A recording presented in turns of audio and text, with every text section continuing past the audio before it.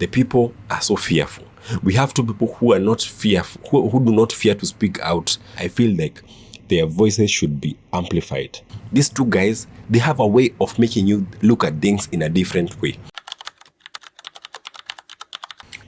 I want to start this video by saying I'm also a sinner. But yesterday, I saw a post by one Dennis Itumbi. Ameandika that after their campaign in Nairobi, walipatana pale State House, na Ruto ndio aliwaongoza kwa maombi ya Thanksgiving. This one.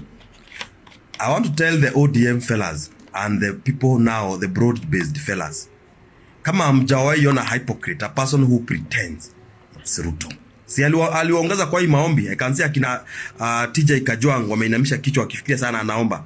My friend, kama hamjafika hii level, yenye alikuwa anaomba wakiliaga na akina Gashagwa na akina Dead na akina Moses Kuria, my friend, hakuna kitu mmeona.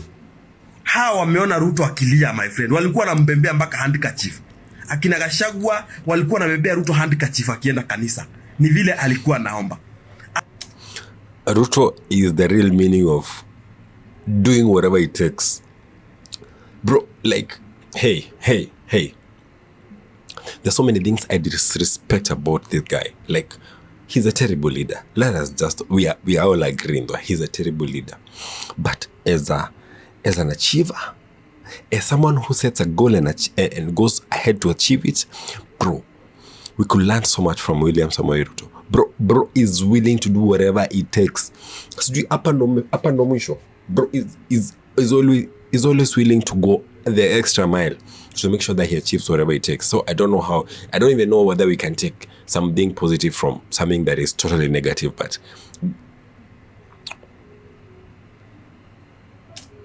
and when Gachagua alikosea, sijui kama alikosea, he was the first one kwenda kuambia MP to when you he could not even have forgiven him. That is the kind of a person that is Ruto. That's why I've started by saying I'm also a sinner, but I have never seen a hypocrite like William Samoei Ruto. That is for a fact. Na kama hawajafikisha hiyo level yenye alifikisha akina Gachagua ya kuomba, ya kulia, my friend, hakuna kitu mjaona. He's just going back to his trade, hii ya kubrainwash watu na kanisa na Mungu, because hii mambo ya ku transform this country imemshinda kabisa. He cannot do anything to transform this nation. He has no idea at all. That's why umeona hata ile harambee zenye alikuwa ameban, yeye za kanisa yeye mwenyewe ndiye amerudi. And I'm telling you, we are within some months, coming months, mtaona tena watu Ruto akianza kupiga magoti, akianza kulia kwa kanisa. That is his game, that is his trade.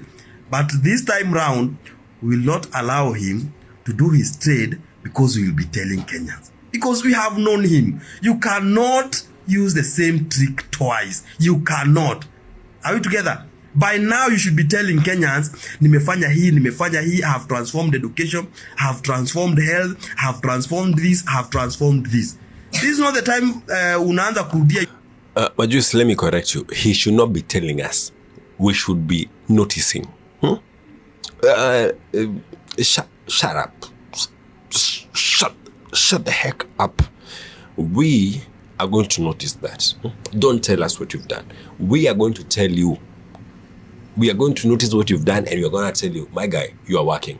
But you cannot tell us. So Majus, upon correction kidogo. Your previous trades za kukon watu, za kubrainwash watu, tufikirie huwa ati amefika hapo State House, yeye ndiye ameombesha. Hizo vitu sasa danganya wenye hawakuona. Those things you cannot tell the people that were with you 2021, because they know you did the same thing. But after umepata kiti, they wondered, nini ugeuka ukapata nini? That's why I'm also a sinner, but we will not allow you to go back and brainwash Kenyans with the same tricks. Guys, how many of you guys just agree that this guy really knows how to put things into perspective, especially vitu za ku out kasongo za kumweka wazi? Like, the guy knows how to undress the guy. Okay, Majus knows how to undress Ruto. Sindio? Okay. Let's watch one more video. Salam guys, so let us watch this video together. Nataka nitangaze nikiwa hapa Kibra leo ya kwamba kitambulisho ipatianwe bila malipo yoyote. Kila mtu apatiwe kitambulisho That is theatrics at its finest. A classic case of creating a problem, solving it, and pretending it's a win. So are we supposed to celebrate a solution to a problem that never actually existed in the first place? And then watu wataenda waseme, ayayayayaya, yani raisi ametutolea ile 1000 tulikuwa tunafaa kulipa. No. ID cards used to be free.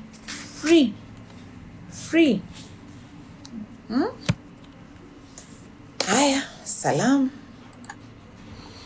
Aya. Munasikia vile watu wanaongea.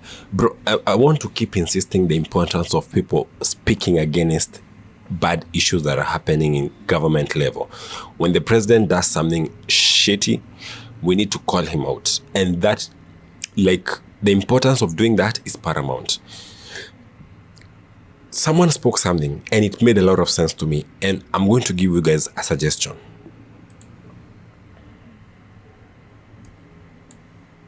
So guys, nimekuwa kwa live ya Gaitho ya, and I'll tell you this without any reasonable doubt, that guy ticks your sixth sense. He makes you think in another dimension. Yani anatumanga ufikirie, unaona ile kitu yenye mtu anakwambia unasema by the way, literally. He ticks your sixth sense, if that makes sense. He makes you think literally outside the box. In your box, unafikiria huku. Where? Oh my God. Niwaambie Kenya ametuambia ama nisiwaambie? Si rahisi. Okay, so that is Gaitho.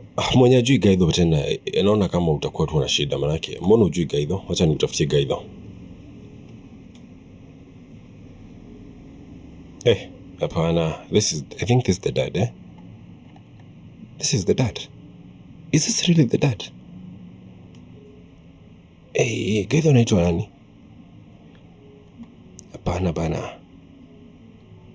Gaitho has to have another name. Mbona sijui Francis Gaitho. Yes, okay. Francis Gaitho.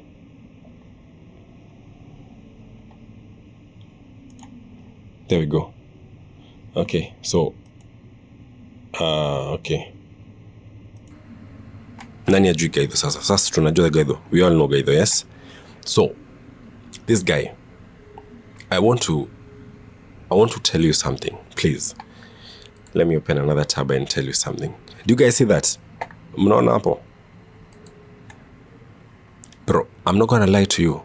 If you follow politics, and especially the US politics, you're going to realize that podcasts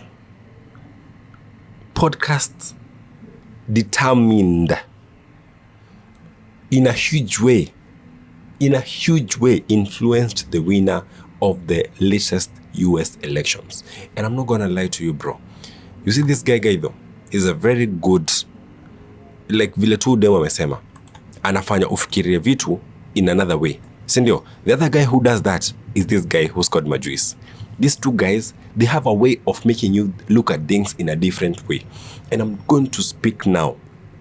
Bro, we want a Gaitho and Majuis podcast. Sijui how we are going to do it, but we want a Gaitho and Majuis podcast. This is Gaitho. This is Majuis. This is Gaitho. We need these guys to sit down and give us a podcast. Even if it's a daily podcast where they break down political events and they actually make sense of the nonsense that the government and the media tells us. Of course, I know some of you are gonna say like, kuna vitu kama the situation room, but you know those things are like very hugely like regulated because they are media stations, you know, or like where the former guy from the situation room, he's now gone to NTV, still fixing the nation.